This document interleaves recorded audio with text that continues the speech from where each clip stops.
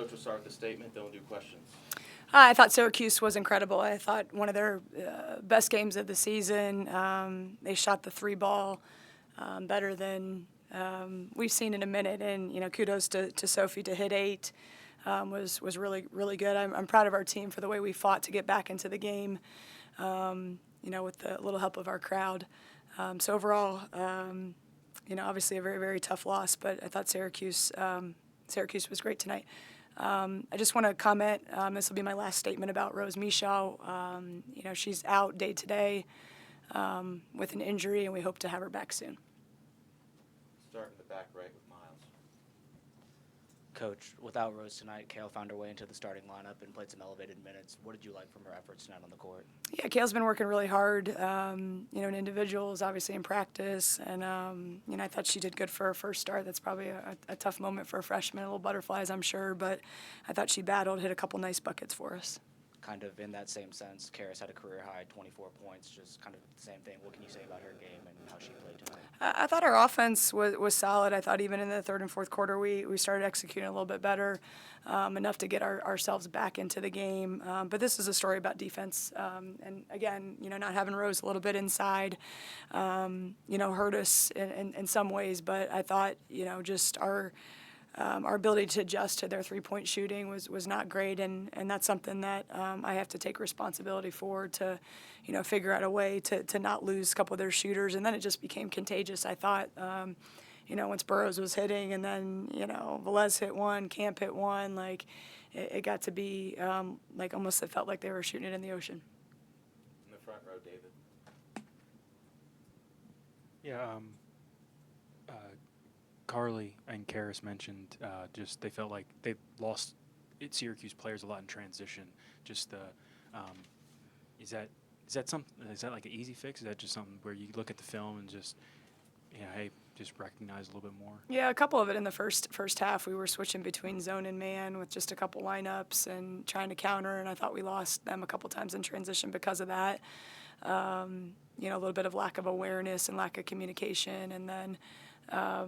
We talked about it in the halftime locker room to adjust to that. And then one of the big ones was late in transition. We were, almost fighting over who was getting the rim run, and then Ford just snuck behind and hit another dagger three. So, yeah, we have to clean that up, obviously pretty quickly, and we'll watch it and see what else we can do to, kind of stop the bleeding a little bit differently too. On the left side, Mark. Losing to a quad 4 team at home with a losing record, how much you look at and say, okay, well, we didn't have Rose, so I can understand that, or do you look at it and say, well, this is still a team we should be able to beat at home even without Rose? Yeah, I'm like I've mentioned, we are in a day-to-day process with this team. I know we're pretty gutted in the locker room. When you take an important player like Rose out, that hurts us. I don't pay attention to the quads and this and that. It's about our team. It's about establishing our culture. It's about being better defensively.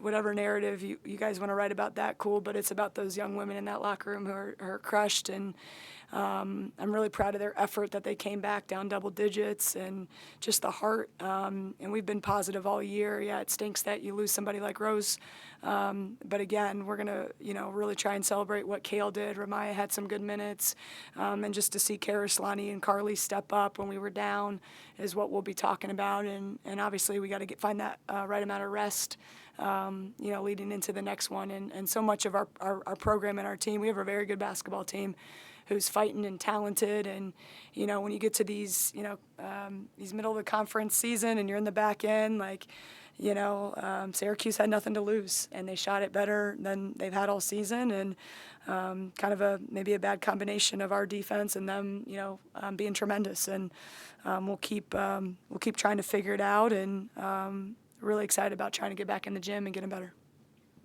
No one shot that well against you all year till tonight. What were you kind of hoping to do on defense that didn't work out, or what do you usually do well on defense that didn't happen tonight? Yeah, like I mentioned, the three ball was maybe the difference in the game. I think they were only averaging about 5, and so we didn't guard that well enough. And then they got some timely buckets inside. I thought Wood was really good, but she's been playing really well. I don't think there's been any secret with that. So we'll go back and try and fix it. Back on the right, Miles and David.